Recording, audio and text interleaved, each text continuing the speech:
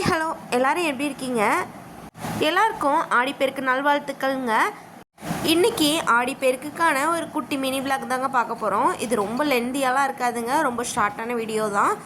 Normally ஆடிப்பெருக்குனா நம்ம வீட்டிலலாம் பெருசாக விசேஷம்லாம் கிடையாதுங்க.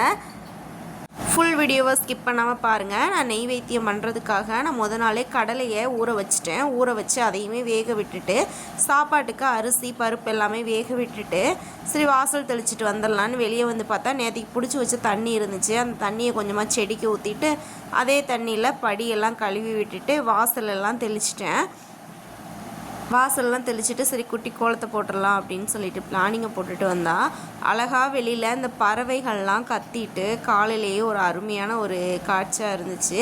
நான் நார்மலி ஒரு 5:30க்கெல்லாமே அலாரம் வச்சுருந்தேன். பட் 5:30க்கு அலாரம் அடிச்சிருக்கு, ஏங்க அதுக்கு கேட்கல. நான் 6:30க்கு தான் எழுந்திரிச்சேன். அதுவும் எப்படி எழுந்திரிச்சேன், என் ஹஸ்பண்ட் எழுப்பி பார்த்துட்டு என் ஃபோனுக்கு ஃபோன் பண்ணி என்னை எழுப்பி விட்ருக்காங்க. என்ன ஒரு ஆழ்ந்த தூக்கம், கரணி முஞ்சுவா எனக்கு அப்படிங்கிற அளவுக்கு அந்தளவுக்கு நான் படுத்து கொரட்டை விட்டு தூங்கியிருக்கிறேன். எனக்கு அலாரம் அடித்ததும் கேட்கல, ஃபோன் அடித்ததும் கேட்கல.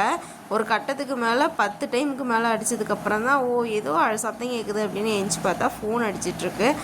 யார் இந்த நேரத்தில் ஃபோன் பண்ணுறா அப்படின்னு பார்த்தா என் வீட்டுக்காரர் தான்.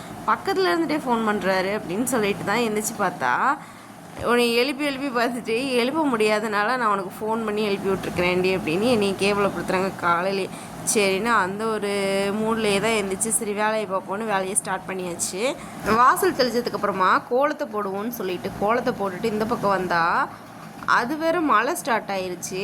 ரோட்டில் ஒரு வயசான பாட்டி போயிட்டுருக்காங்க. அந்த பாட்டி என்னையை கூப்பிட்டு ஏம்மா என்னம்மா திடீர்னு மழை வருதுன்னு பார்த்தா நீ கோலம் போட்டிருக்கியா, காலையிலே வாசல் தெளிச்சு அதனால தான் மழை வருதுன்னு என்னை அசிங்கப்படுத்திட்டாங்க.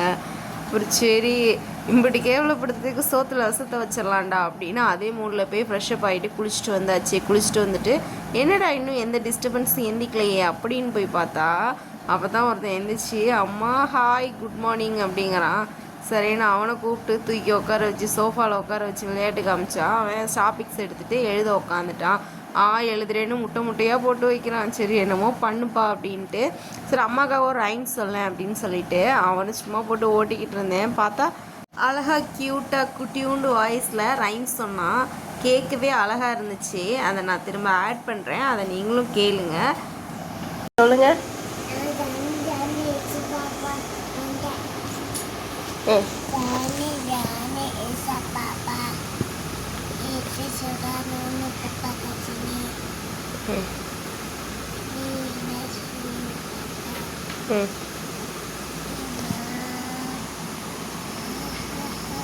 ஓகே ராஜா நீ உட்காந்து எழுது அப்படின்னு சொல்லிட்டு நானும் இந்த மஞ்சள் இதெல்லாமே நிலைக்கு போட்டேங்க. கடைசியாக பார்க்குறேன் கோலப்பொடி கொஞ்சமாக தான் இருந்துச்சு, காலி ஆகிற மாதிரி இருந்துச்சு. அதனால் நிலைக்கு நான் கோலம் போடாமல் சும்மா மஞ்சள் குங்குமத்தை மட்டும் வச்சுட்டு விட்டுட்டேன்.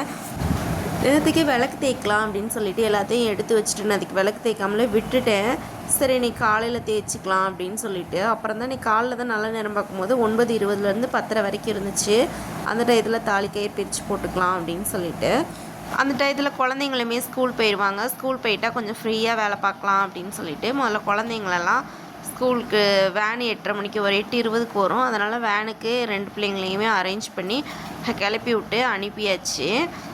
பிள்ளைங்களாம் ஸ்கூல் போனதுக்கப்புறம் சாமி ரூமை திறந்து பார்க்கும்போது தான் எனக்கு ஒரு அதிர்ச்சி. என்னென்னா விளக்கு நைட்டு தேய்க்காமல் வச்சுட்டேன் இல்லையா, மறுநாள் தேய்க்கலாம் அப்படின்னு சொல்லிட்டு அந்த ஸ்டோரியே நான் மறந்துட்டு தான் பொறுமையாக வேலை பார்த்துட்டு இருந்திருக்கேன்.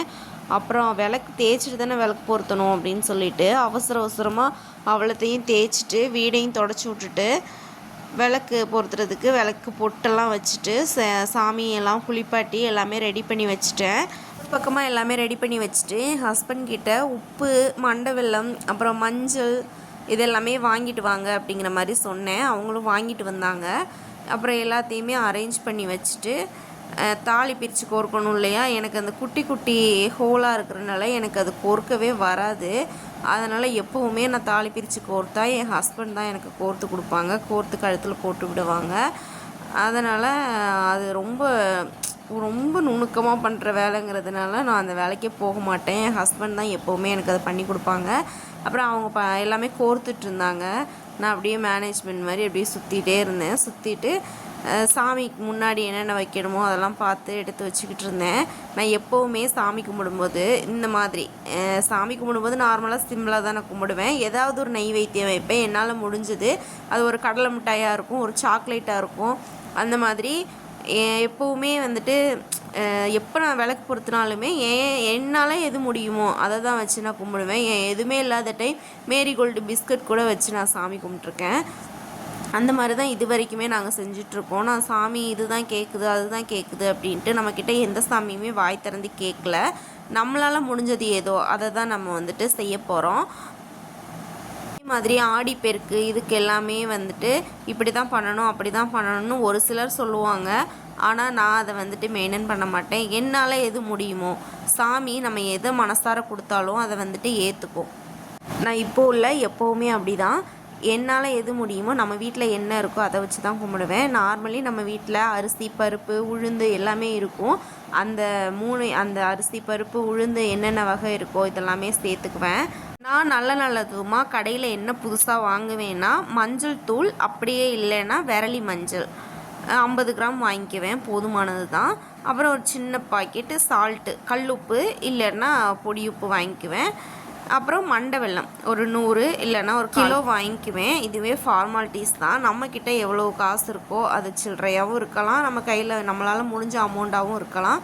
அதை நடுவில் வச்சு சும்மா அப்படியே சாமி முன்னாடி வச்சுருவேன்.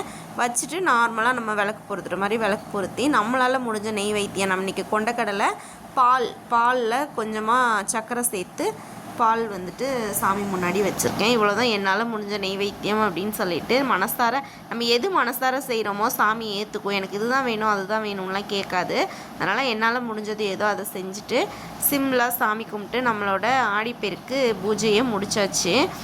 என்னோடய ஹஸ்பண்டும் தாலி பிரித்து கோர்த்து என் கழுத்துலையும் போட்டு விட்டாங்க. கடைசியாக எங்களோட வேண்டுதலை சாமி முன்னாடி வச்சுட்டு சாமிக்கிட்ட ஆசீர்வாதம் வாங்கிட்டவங்க. என்னமோ இந்த டைம் நான் அவங்க சாமி கும்பிடும்போது எங்களுக்கு அவ்வளோ ஒரு மன நிறைவாக சந்தோஷமாக இருந்துச்சு. இந்த வீடியோ உங்களுக்கு பிடிச்சிருந்துச்சுன்னா லைக் பண்ணுங்கள், ஷேர் பண்ணுங்கள், கமெண்ட் பண்ணுங்கள், சப்ஸ்கிரைப் பண்ண மறந்துடாதீங்க. தேங்க்ஸ் ஃபார் வாட்சிங்.